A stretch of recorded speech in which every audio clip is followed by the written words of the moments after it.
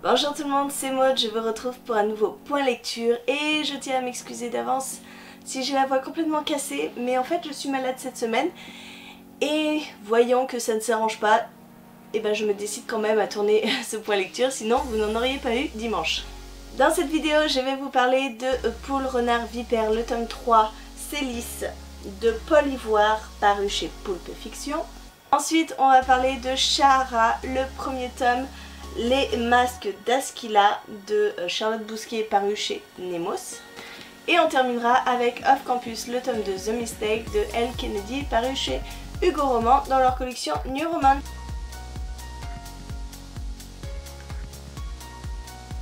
On commence avec ce petit livre jeunesse que je ne vous présente plus puisque de cette saga je vous ai présenté tous les tomes et donc voici le dernier que j'ai reçu de la part de Poulpe Fiction, donc un grand merci encore et encore plus un grand merci puisque cet exemplaire est dédicacé par Paul Ivoire, donc j'ai été ravie de découvrir ça quand j'ai commencé ma lecture.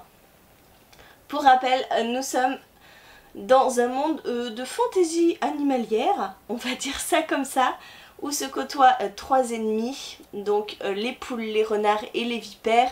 Ils ont chacun leur territoire, simplement il y a au centre le triangle qui est un petit peu le point de conjonction entre les trois territoires, et donc un endroit où il y a où tout peut se passer, où chaque espèce peut se faire bouffer. Et en fait un jour Albin, le petit poussin qui est là, va se retrouver à devoir aller dans le triangle et au lieu de se faire bouffer, eh bien il va rencontrer Zora la renarde et Célis le vipéro, et ensemble ils vont se rapprocher, ils vont devenir amis et ils vont essayer de déjouer les plans d'un coq qui essaye de mettre la pagaille dans les trois clans pour déclencher la guerre et puis devenir un petit peu le maître de tout le monde. On est au troisième tome, c'est la résolution de cette guerre, de toutes ces magouilles, de tous ces plans diaboliques. Et je dois bien avouer que quand j'ai commencé ma lecture, je ne comprenais rien. Oui, on est dans un livre jeunesse, mais moi j'étais perdue. Puisque autant dans le premier tome on suit beaucoup les poules avec Albin, on voit un petit peu leur société. Dans le second tome on est plus du côté des renards, mais bon, on élargit tout ça aux trois clans, donc se rajoutent des personnages, des personnages, des personnages. Et dans ce troisième tome en fait c'est la réunion de tout ça, tous ces personnages, et j'étais perdue. Je ne savais plus qui était qui, je ne savais plus qui était une poule, un renard, une vipère, j'étais perdue. Donc si moi, du haut de mes 32 ans, je suis perdue, je n'ose même pas imaginer les petits. Après, peut-être que c'était un manque de concentration, je ne sais pas, mais j'étais paumée. Voilà, je vous l'avoue, je n'ai pas honte de vous dire que j'ai été paumée dans un livre jeunesse. Donc ça a été un peu compliqué au début de reprendre, et puis au fur et à mesure, ça y est, hein, ça a fait la lumière dans ma tête, et j'ai réussi à me replacer tout ça, revoir qui était telle et telle personne en fonction de leur nom, de leur espèce, etc. Et donc j'ai pu apprécier la fin, la dernière moitié, qui est beaucoup mieux passée que la première moitié, je dois bien l'avouer. Mais ce dernier tome conclut admirablement bien cette saga. C'est pas tendre, parce qu'il y a des morts, hein, il faut le savoir. Il y a des sacrifices, il y a des assassinats. Voilà, hein, tout ça dans le règne animal. Hein, il y a des renards qui bouffent des poules, il y a des vipères qui mordent des renards et leur injectent le poison.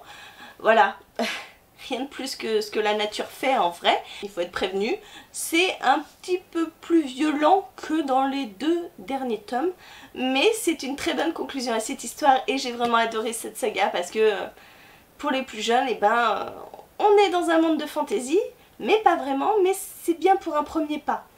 Pourtant il y a beaucoup de personnages et c'est complexe, on les prend pas pour des cons et ça c'est ce que j'ai aimé aussi. En parlant de fantaisie, on va continuer avec ce premier tome qui est magnifique, hein. Voilà, la couverture est magnifique, elle a un rapport direct avec ce qu'on trouve dans ce livre puisque nous sommes dans un univers de mille et une nuits.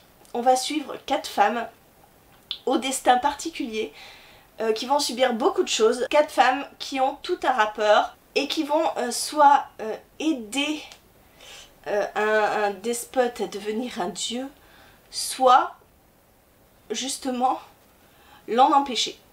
Voilà, je ne sais pas si vous comprenez, ces 4 femmes sont très particulières. On a une femme qui va voir son amant se faire tuer devant elle et obligée d'être mariée à quelqu'un dont elle ne veut pas. On va avoir une femme qui est née hermaphrodite, donc avec les 2 sexes. Une autre femme, une jeune esclave, va voir son frère, son jumeau se faire tuer devant elle par une créature des sables et elle va devoir sa liberté à cette créature. Et on a cette dernière femme qui fait partie de la suite de ce djinn coincé dans le corps, dans un corps mortel qui veut accéder à la divinité et qui va avoir des visions de ces 3 autres femmes et qui vont sans doute aider ce despote à accéder à la divinité. Je ne sais pas du tout si c'est compréhensible ce que je vous donne comme résumé, mais voilà, en gros c'est ça. J'ai adoré découvrir cet univers, j'ai franchement adoré plonger dans ce livre, c'était haletant. Au début on avait un chapitre alterné sur chaque femme, c'était palpitant parce que à toutes il leur arrivait des trucs de fou. Et on connaît très bien Charlotte Bousquet pour ce thème qui lui est cher, donc la femme, les destins de femmes. Et on est totalement là-dedans, sauf que j'ai ressenti une certaine lassitude au bout d'un certain nombre de pages. J'avais l'impression que l'histoire n'avançait pas. Je me demandais où elle pouvait bien aller cette histoire. Oui, on a quelques révélations, on a ces femmes qui vont avoir chacune leur destin en main, mais ça avançait pas, je voyais pas où ça voulait en venir. Et ça m'ennuyait un petit peu. Et il y a cette fin abrupte qui vous tombe dessus comme ça. Et en fait, pour moi, il n'y a pas de fin. Voilà, tout simplement. C'est comme si on avait coupé un livre en 2 et avec une coupure un petit peu au pif. Voilà, allez, on va couper là. Donc en fait, rien ne se finit. On n'enchaîne même pas sur la suite. Enfin bref, c'est très étrange. Mais bon, j'ai aimé ce livre pour son univers. Après, je trouve qu'il y a un problème peut-être de rythme. Et c'était mon premier de l'auteur, alors peut-être qu'elle fait toujours comme ça, mais on verra. Je lirai le tome 2 vraiment avec plaisir pour connaître la finalité de tout ça. Mais voilà, moi je vous le conseille parce que c'est quand même super original. Il y a une mythologie très présente et on voit que l'auteur a fait vraiment des recherches sur cet univers parce qu'on a des mots mais je sais même pas, vraiment propre à la mythologie orientale. Donc voilà, de ce côté-là, on est plongé dedans et c'est génial. Mais d'un autre, je trouve qu'il y a un petit peu des failles dans l'histoire et un petit peu des problèmes de rythme. Je vais mourir. On respire. Et le dernier livre que je vous présente, et il s'agit d'une romance que j'ai lue en lecture commune avec Carole. D'ailleurs, on avait déjà lu le premier tome ensemble. Ici, nous suivons John Logan, qui est encore une fois un membre de l'équipe de hockey. John, il profite de sa célébrité pour se taper un petit peu toutes les filles qu'il veut. Et un soir, il va tomber sur Grace. Il veut se rendre dans une fête, il tape à la mauvaise porte, il tape à la porte de Grace. Et voilà, va s'en découler une petite histoire entre eux. Et voilà, une histoire d'amour, puisque c'est une romance. Alors cette lecture a été hyper fluide.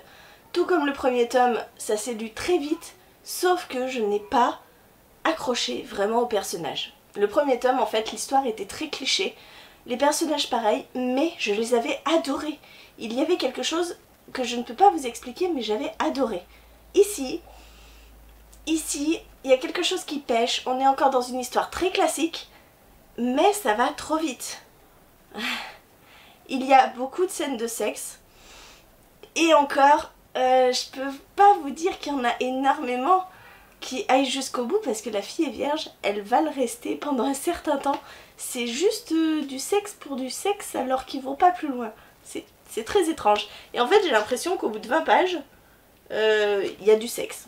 Mais je crois pas que ce soit 20 pages. Mais à mon avis... Ah, 30 hein. Ouais, au bout de 30 pages, une scène de sexe. Donc ils ne se connaissent pas, mais ils vont commencer à se tripoter. Voilà. Il y a peut-être que moi que ça choque, mais voilà, l'histoire est bateau en fait. C'est pas crédible, c'est pas réel. Après ça s'arrange, hein, je vous rassure, hein, c'est pas que ça. Heureusement, il va y avoir quelque chose qui va les séparer, un petit peu comme d'habitude, hein, je voudrais vous dire.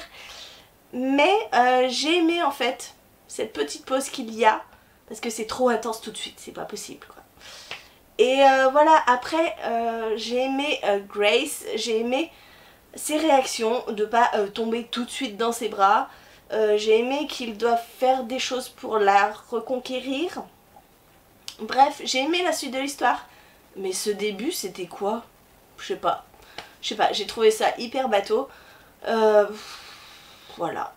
Je ne saurais quoi vous dire sinon de vous jeter sur le tome 1 parce que le tome 1 était vraiment génial. Ce tome 2 l'est un peu moins. On verra pour le tome 3. Je vais continuer. Mais voilà, je suis un petit peu déçue de cette saga où les scènes de sexe étaient vraiment trop présentes et trop explicites. Voilà. Parce qu'au bout d'un moment, moi ça me gonfle, donc j'ai tendance à passer. Et là, j'ai quand même bien passé. Voilà.